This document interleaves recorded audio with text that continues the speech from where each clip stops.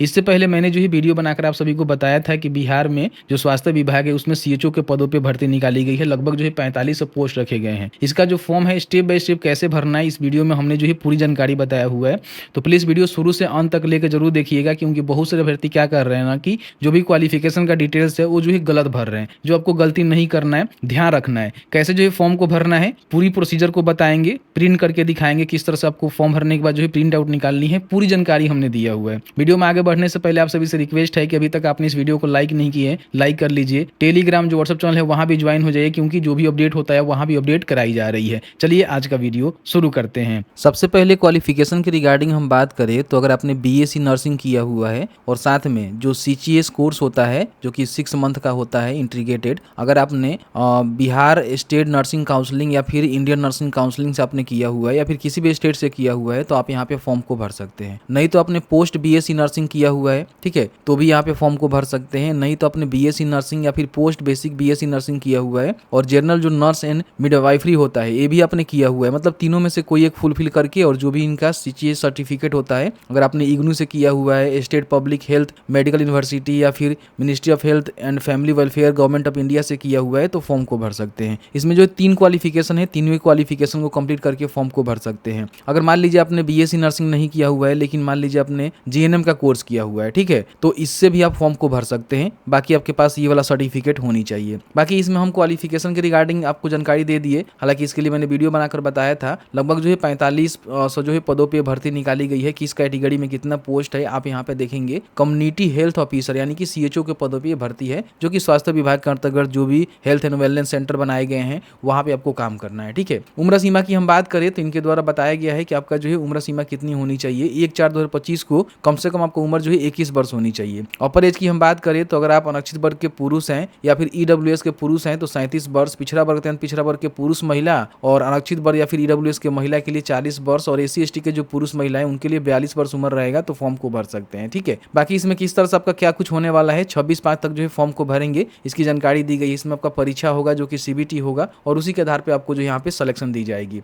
Application fee कितना देना है पूरी जानकारी यहाँ पे चेकआउट कर लेंगे, क्योंकि मैंने कल के वीडियो में सारी चीजों को कवर कर दिया था। यहाँ से जो है आपको फॉर्म को भरना है, क्योंकि इसका जो ऑनलाइन आवेदन है वो शुरू हो गए हैं। फॉर्म भरने के लिए सबसे पहले शिक्षाबिंदु.com सर्च करेंगे और ओपन करेंगे तो यहाँ पे लेटेस्ट जॉब्स में आपको देखने को मिलेगा बिहार सीएचओ वैकेंसी। लिंक नहीं मिलेगा तो डिस्क्रिप्शन बॉक्स चेक करिएगा, लिंक आपको देखने को मिल जाएगा, ओपन करिएगा। इसमें भी सभी जानकारी बता दी गई है। 45 पोस्ट है, किस कैटेगरी में कितना पोस्ट है, 26/5 तक जो है फॉर्म को भर सकते हैं, किस कैटेगरी को कितना एप्लीकेशन फी देना है, एजुकेशनल क्वालिफिकेशन क्या है यहाँ भी मैंने मेंशन करवा दिया हुआ है, तो इसको आप चेकआउट कर सकते हैं, ठीक है। नीचे आने के बाद यहाँ पे अप्लाई करने का जो है लिंक मिलेगा, उससे पहले नोटिफिकेशन को डाउनलोड करके चेक कर लीजिएगा। अप्लाई करने के लिए इस पर क्लिक करेंगे तो इनका ऑफिशियल पोर्टल पे आएंगे। यहाँ पे फॉर्म भरने के लिए रजिस्टर के बटन पे क्लिक करेंगे। अब यहाँ पे देखिए बहुत सारे अभ्यर्थी जो है गलती करते हैं फॉर्म भरने में, जो गलती आपको नहीं करना है, ठीक है। वो क्या गलती है बताएंगे आगे चल के, आप वीडियो को देखते रहिएगा, समझते रहिएगा, ठीक है। सबसे पहले कैंडिडेट का जो नेम है ना वो मैट्रिक के सर्टिफिकेट अनुसार जो उनका पहला नेम हो गया, मध्य नेम हो गया, अंतिम नेम हो गया। जैसे कि मान लीजिए राम कुमार शर्मा तो राम कुमार शर्मा इस तरह से लिखेंगे, राम शर्मा तो राम और लास्ट में शर्मा, इस तरह से मैट्रिक के सर्टिफिकेट के हिसाब से आपको लिखना है।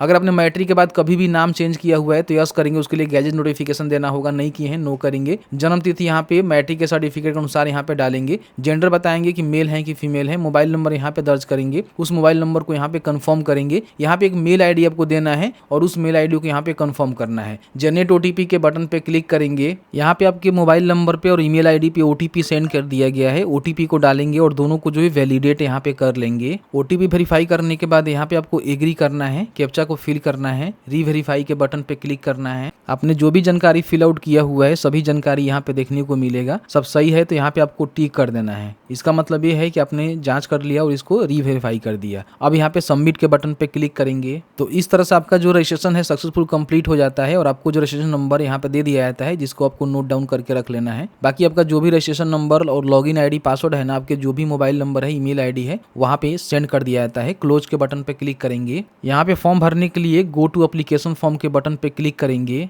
यहाँ पे कुछ स्टेप है जिसको कंप्लीट करके आपको जो है फॉर्म को भरना है। सबसे पहले पर्सनल डिटेल्स में कुछ जानकारी आपने पहले से फिल आउट कर लिया हुआ है, कुछ जानकारी यहाँ पे आपको भरना है, जैसे कि आपका शादी हुआ है कि नहीं हुआ है वो आप यहाँ से बता देंगे। अपना धर्म बताएंगे, आप किस धर्म से आते हैं, फादर का नेम, मदर का नेम यहाँ पे लिखेंगे। पोस्ट का डिटेल्स यहाँ पे आपको बताना है, तो एक ही पोस्ट आपको देखने को मिलेगा, कम्युनिटी हेल्थ ऑफिसर, इसका ही सिलेक्शन करेंगे। इसका विज्ञापन संख्या भी यहाँ पे सिलेक्ट हो जाएगा। आप इंडियंस है तो यहाँ पे टिक करेंगे। अगर आप बिहार के डोमिसाइल हैं, मतलब बिहार से हैं, तो यस करेंगे। यहाँ पे आपको जो है रिजर्वेशन का बेनिफिट यहाँ पे देखने को मिलेगा। लेकिन आप बिहार से नहीं है तो नो करेंगे। तो यहाँ पे अपना स्टेट बताना होगा कि आप जो है किस स्टेट से आते हैं, और सीधे जो है आप ऑन रिजर्व में जाएंगे। किसी प्रकार की कोई भी आपको रिजर्वेशन का बेनिफिट देखने को नहीं मिलेगा। अगर आप बिहार से हैं तो क्या रिजर्वेशन जो है उसका आप दावा करना चाहते हैं, तो यहाँ पे आपको यस करना है। तो अपना जो कैटेगरी है बता सकते हैं कि किस कैटेगरी से आते हैं। जैसे कि मान लीजिए SC ST से आते हैं तो अपना जो है जाति प्रमाण पत्र देना होगा प्रूव करने के लिए, और BC BC से आते हैं तो अपना बिहार का बना NCL देना होना चाहिए। EWS आते हैं तो EWS प्रमाण पत्र आपको देना पड़ेगा। तो जिसका भी आप सिलेक्शन करेंगे उसका जो है कास्ट आपको बताना होगा कि आप जो है कौन से कास्ट के अंतर्गत आते हैं। फिर यहाँ पे नीचे आएंगे तो जो भी आपका कैटेगरी सर्टिफिकेट डिटेल्स है, मान लीजिए आपने SC ST का सिलेक्शन किया हुआ है तो कास्ट सर्टिफिकेट,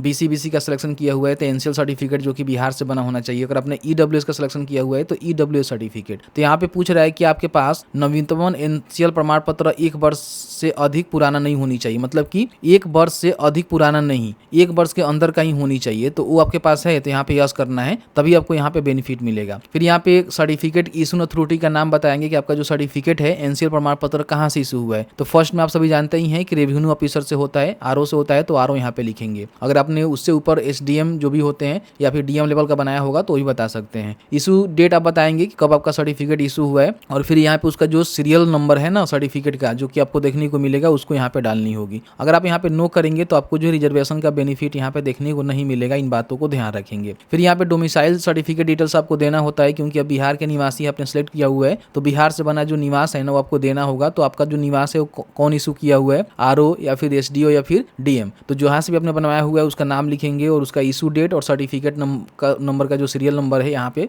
मेंशन करेंगे। फिर यहाँ पे आपके पहचान चिन्ह आपको बतानी होगी, आपके चेहरे पे कट पे शरीर पे कहीं भी कट का तिल का निशान है उसको यहाँ पे मेंशन करेंगे। फिर यहाँ पे आपको जो है पहचान पत्र में PAN card, driving licence, voter ID card, passport, other कोई भी डॉक्यूमेंट का जो है सिलेक्शन करना होगा, और इसका जो है नंबर यहाँ पे और साथ ही साथ सभी डिटेल्स आपको फिल करना होगा। जैसे कि मान लीजिए आप पैन कार्ड का सिलेक्शन करते हैं तो पैन कार्ड नंबर और उसका पैन कार्ड का नाम बताएंगे। ड्राइविंग लाइसेंस का सिलेक्शन करेंगे तो पूरी जानकारी आपको भरना होगा। तो इस तरह से आपको सिलेक्ट करना है। फिर यहाँ पे आपको क्या करना है कि टिक करना है, और टिक करने के बाद यहाँ पे सेव एंड नेक्स्ट के बटन पे क्लिक करना है। यहाँ पे जो एडिशनल डिटेल्स है उसको फिल आउट करना है। तो सबसे पहले आपका जो एसेंशियल क्वालिफिकेशन है अपनी किस वर्ष में प्राप्त किया हुआ है, तो यहाँ पे आपको जो है ईयर देखने को मिल जाएगा। ध्यान रखिएगा 2020 का ही बाद का ही होनी चाहिए। तो जो भी आपका ईयर होगा आप यहाँ पे इजिली उसको सिलेक्ट करेंगे, जो कि आगे चल के भी आपको इसका सिलेक्शन करना होता है। इन बातों का विशेष रूप से ध्यान रखेंगे। अगर आप विकलांग है तो यहाँ पे यस करके जो भी डिटेल्स है उसको फिल कर सकते हैं कि किस प्रकार के विकलांग है। 40% से ऊपर आपका विकलांगता होनी चाहिए। यहाँ पे उसका प्रकार बताएंगे, सर्टिफिकेट नंबर, इशू अथॉरिटी और इशू डेट आपको बताना है। नहीं है तो यहाँ पे नो करेंगे, नहीं भरना होगा। फ्रीडम फाइटर के आश्रित है तो आप यहाँ पे बता सकते हैं, यस करेंगे तो इसका जो भी डिटेल्स है बताएंगे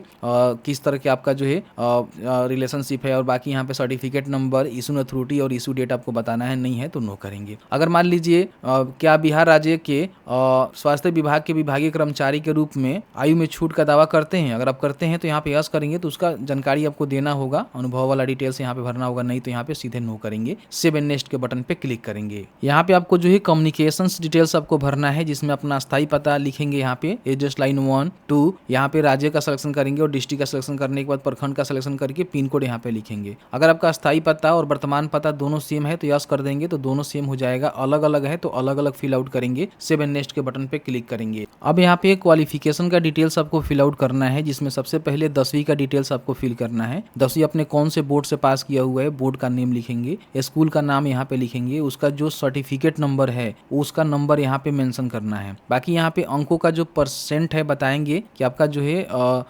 CGPA में है, ठीक है, या फिर परसेंटेज में है, या फिर ग्रेड ऑफ मार्क्स में है। तो जो भी आपका होगा उसके हिसाब से ही आपको बताना होगा कि आपको जो है कितना नंबर मिला हुआ है, ठीक है। टोटल आपका नंबर यहाँ पे कितना था वो आप यहाँ पे बताएंगे। तो यहाँ पे देखेंगे ऑटोमेटिकली जो है परसेंट आ जाएगा, और यहाँ पे कब आपने पास किया हुआ है ये आप यहाँ पे बता देंगे, ठीक है।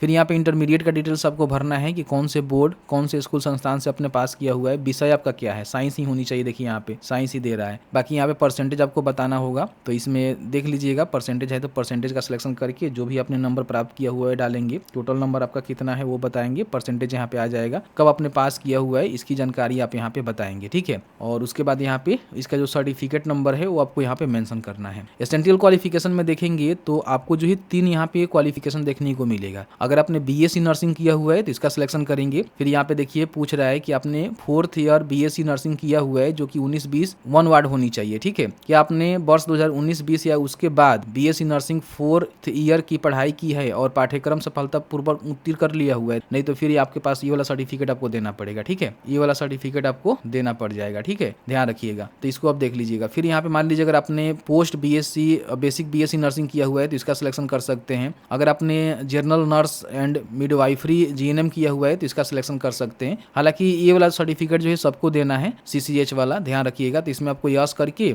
जो भी आपका इंस्टीट्यूट का नेम है वो बताएंगे, फिर यहाँ पे बोर्ड यूनिवर्सिटी का नेम बताएंगे, मंथ ईयर और जो पासिंग आपका है ना वो बताएंगे, परसेंटेज में बताएंगे कि आपका जो है परसेंटेज है, ग्रेड ऑफ मार्क्स है, सीजीपीए है, मतलब कि जो भी अपने जनरल नर्स एंड मिडवाइफरी वाला कोर्स किया हुआ है वो कौन सी चीज़ में है, मतलब इसका ग्रेड ऑफ मार्क्स है या फिर परसेंटेज है, सीजीपीए है, बता देंगे। ठीक है, उसके हिसाब से कितना आपने नंबर लाया हुआ है वो आप यहाँ पे बताएंगे, टोटल आपका नंबर कितना है वो आप यहाँ पे बताएंगे। ऑटोमेटिकली यहाँ पे परसेंटेज आ जाएगा, सर्टिफिकेट नंबर यहाँ पे लिखेंगे। ठीक है, ध्यान रखेंगे। अगर आप इसको बीएससी नर्सिंग किए हुए हैं तो यहाँ पे आप यस करेंगे तो ये नेक्स्ट ईयर जो है आपको देना होगा। अगर पाठ्यक्रम यहाँ पे नो करेंगे तो आपको ये वाला सर्टिफिकेट देना पड़ेगा। ठीक है, इस तरह से आप देख लीजिएगा। बाकी यहाँ पे नीचे आने के बाद नर्सिंग काउंसलिंग डिटेल्स आपको देना होगा, जिसमें अगर आपने बिहार परिचारिका निबंधन परिषद से निबंधित है तो आप यहाँ पे यस करेंगे, उसका जो भी रजिस्ट्रेशन नंबर है और रजिस्ट्रेशन डेट है आप यहाँ पे मेंशन करेंगे, नहीं है तो यहाँ पे नो करेंगे। तो अदर स्टेट का जो रजिस्ट्रेशन नंबर है वो आप दे सकते हैं। अगर आपने बिहार से रजिस्ट्रेशन नहीं करवाया हुआ है, किसी अदर स्टेट से करवाया हुआ है तो भी फॉर्म को भर सकते हैं,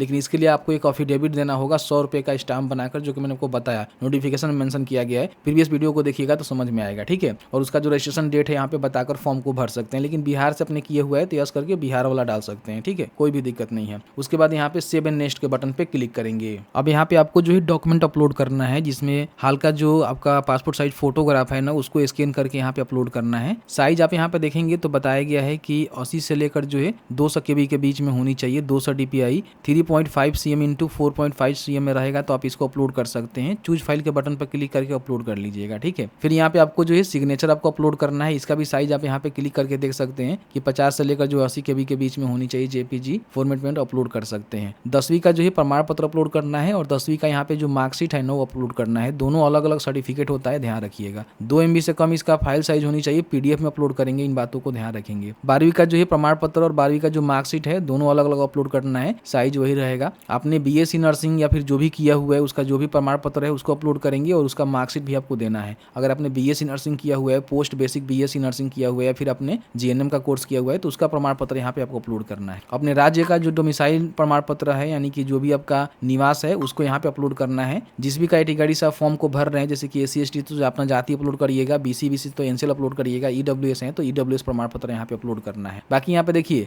जो CHO के लिए आपका कम्युनिटी हेल्थ ऑफिसर का जो सर्टिफिकेट है जो कि 6 मंथ वाला है उसको यहाँ पे आपको अपलोड करना पड़ेगा, क्योंकि ये जो है मैंडेटरी है तो वाला सर्टिफिकेट यहाँ पे अपलोड करना है। और बाकी यहाँ पे नर्सिंग काउंसलिंग से अपना पंजीकरण प्रमाण पत्र अपलोड करें। जो भी आपने नर्सिंग काउंसलिंग से अपना पंजीकरण करवाया हुआ है वो चाहे बिहार का है या फिर अदर स्टेट का है तो उसको यहाँ पे आपको अपलोड करना है। उसके बाद यहाँ पे पेमेंट जो है ऑनलाइन कर सकते हैं, जिसमें कैंडिडेट का नेम और जो भी आपका एप्लीकेबल अमाउंट होगा देखने को मिलेगा, यहाँ पे आपको डिक्लेयर करना है। ठीक है, डिक्लेयर करने के बाद एग्री करेंगे और यहाँ पे कैप्चा को फिल करेंगे और प्रीव्यू के बटन पे क्लिक करेंगे। तो यहाँ से प्रीव्यू करेंगे तो आपने जो भी फॉर्म भरते समय जानकारी दिया हुआ है जिसका जो है पूरी प्रीव्यू आपको देखने को मिलेगा, चेकआउट कर लेंगे। कोई भी गलती लग रहा है तो बैक जाकर जो है सुधार कर लीजिएगा। आपको लगता है कि सभी जानकारी सही है तो यहाँ पे जो है सबमिट के बटन पर क्लिक करेंगे। लास्ट में आपको जो भी एप्लीकेबल पेमेंट है वो पेमेंट करने के बाद प्रिंट आउट निकलेगा, जिसको निकालकर अपने पास सुरक्षित रख लेना है। ध्यान रखेंगे जो भी आपने डॉक्यूमेंट यहाँ पे अपलोड किया हुआ है सबको जो है यहाँ पे प्रीव्यू जरूर कर लीजिएगा। अगर व्यू नहीं करते हैं तो आपका जो फॉर्म है ना वो सबमिट नहीं होता है। तो इस तरह से फॉर्म को भरना है। बाकी यहाँ पे दोबारा आप प्रिंट आउट लेना चाहते हैं या फिर जो भी चीजें हैं करना चाहते हैं तो यहाँ पे लॉगिन के बटन पर क्लिक करके जो भी आपके पास यूजर ID पासवर्ड है उससे लॉगिन करके इसका जो प्रिंट आउट वगैरह हो रहा है वो निकाल सकते हैं, अपने एप्लीकेशन को